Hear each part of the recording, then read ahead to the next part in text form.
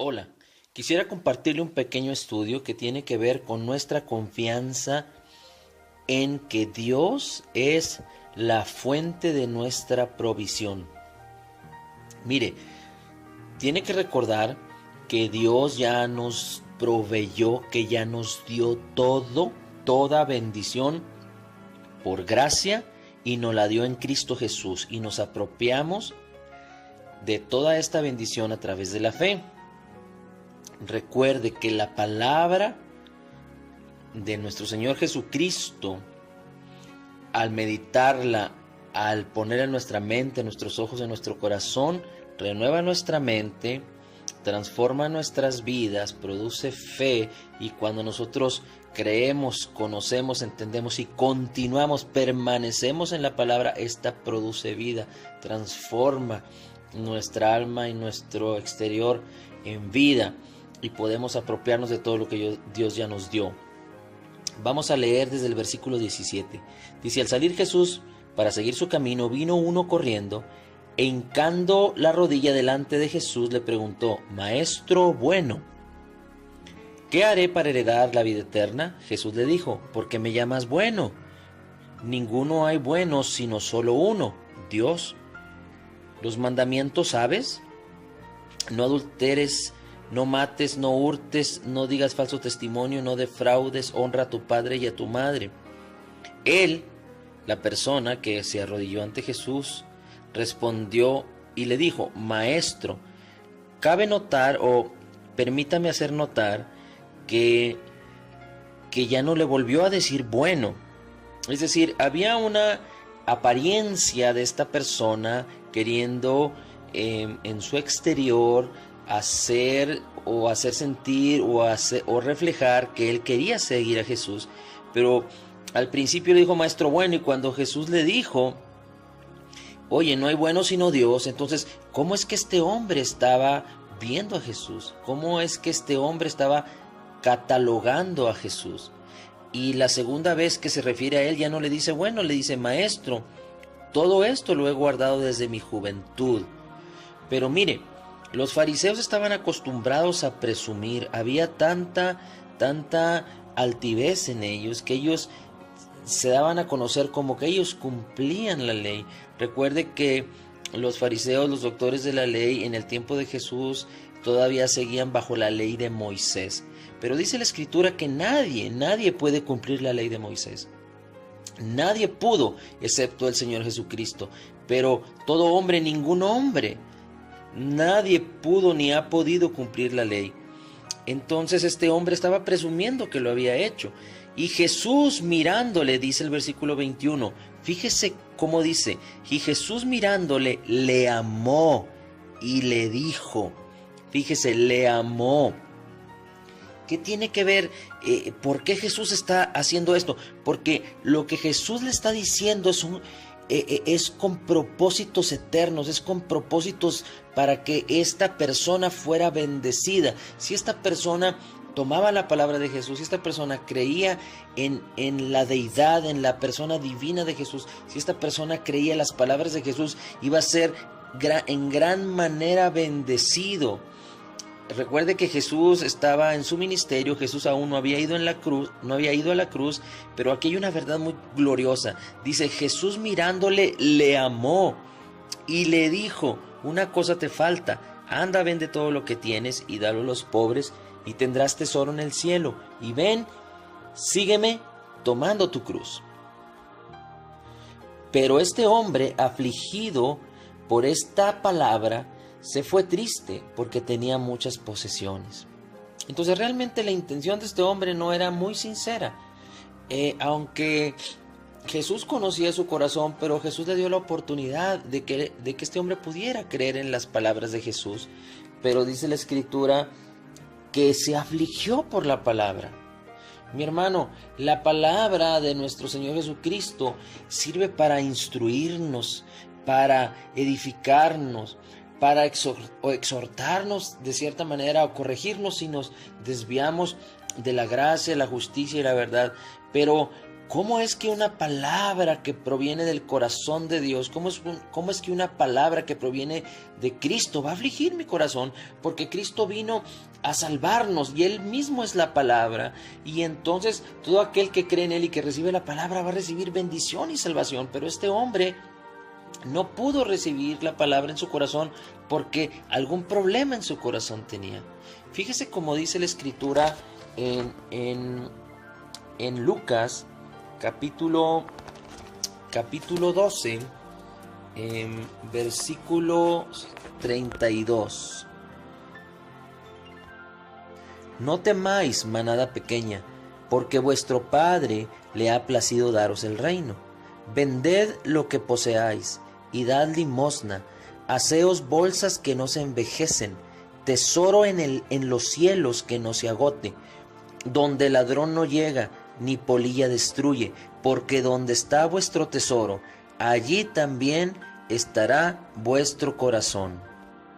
¿Qué podemos entender de este joven rico? Bueno, que su tesoro no estaba realmente en buscar seguir a Jesús, pero su tesoro estaba en las posesiones que él tenía. Su tesoro estaba en las riquezas. El 23 dice: entonces Jesús, mirando alrededor, dijo a sus discípulos: cuán difícilmente entrarán en el reino de Dios los que tienen riquezas. Los discípulos se asombraron de sus palabras, pero Jesús respondiendo volvió a decirles: hijos, cuán difícil es entrar en el reino de Dios a los que confían en las riquezas. Fíjese, cuán difícil es entrar en el reino de Dios a los que confían en las riquezas. Esto es fundamental, porque nuestra confianza no puede estar compartida. O confiamos en una cosa o confiamos en otra cosa, pero no podemos ser de doble ánimo. Y Dios nos enseña, el Señor Jesucristo mismo está hablando y diciendo que es difícil entrar en el reino de Dios para todos aquellos que confían en las riquezas. ¿Por qué? Porque lo que Dios está queriendo enseñarnos a través de la obra y el ministerio de nuestro Señor Jesucristo es que confiando en Él, confiando en Dios, confiando en Jesús, confiando en que Él es la fuente de nuestra provisión, entonces nosotros realmente podremos ser grandemente bendecidos. Fíjese, cuando Jesús le dijo a este joven, o que dice la Escritura, que le amó y le dio la palabra de que vendiera todo, lo entregara a los pobres y le siguiera, fíjese cómo termina este versículo. Después dice en el 25, más fácil es pasar por un camello por el ojo de una aguja que entrar un rico en el reino de Dios. Ellos se asombraban aún más, diciendo entre sí: ¿quién podrá ser salvo? Entonces Jesús, mirándoles, les dijo: para los hombres es imposible, mas para Dios no, porque todas las cosas son posibles para Dios. Es decir, cuando hacemos de Dios nuestra confianza, cuando hacemos a Cristo nuestra confianza, entonces todo es posible. Todo es posible para el que cree, todo es posible para Dios. Y si nosotros ponemos nuestra confianza en Dios y confiamos en que Él es nuestra fuente, la fuente de nuestra provisión, todo, mi hermano, sin que usted se llegue a preguntar cómo, cuándo, dónde, todo es posible para Dios en todas las áreas, en todos los ámbitos, incluyendo en las riquezas. Ahora, en la prosperidad económica. Ahora fíjese cómo termina diciendo aquí. Dice, entonces Jesús mirándole les dijo: para los hombres es imposible, pero para Dios no, porque para Dios todas las cosas son posibles. Entonces Pedro comenzó a decirle: Señor, he aquí nosotros hemos dejado todo y te hemos seguido. Y Jesús les dijo, respondiendo: de cierto os digo que no hay ninguno que haya dejado casa, o hermanos o hermanas, o padre o madre, o mujer o hijos, o tierras, por causa de mí y del evangelio, que no reciba 100 veces más ahora en este tiempo casas, hermanos, hermanas, madres, hijos y tierras, con persecuciones, y en el siglo venidero la vida eterna. Mi hermano, Dios estaba dándole la promesa a este joven rico. Dios le dijo, Cristo le dijo: vende todo lo que tienes, entrégalo a los pobres, Y mire, el Señor Jesucristo está diciendo, nadie que haya dejado o entregado lo que tiene por causa mía, o sea, por causa de seguirme a mí, por causa de amarme a mí, por causa de amar el Evangelio, las buenas nuevas, por causa de ser parte conmigo, dice el Señor Jesucristo. Ninguno que haga esto dejará de recibir, dice, recibirá 100 veces más en este tiempo lo que haya dejado. ¿Se fija el poder de la palabra que Jesús le dio a este joven y que este joven no pudo entender y comprender? Si este joven hubiera hecho lo que Jesús dijo a la postre, mi hermano, y no estamos hablando de un tiempo en especial, en específico, pero el Señor mismo dice, en este tiempo. No nos referimos a días, no nos referimos a horas, pero dice la Escritura, en este tiempo recibirán 100 veces más. ¿Se imaginan si este hombre era rico y hubiera vendido todo y lo hubiera entregado a los pobres para seguir al Señor Jesús, para poner su confianza plena en Cristo, y habiéndolo dejado todo por causa de Cristo y por causa del Evangelio, hubiera recibido 100 veces más?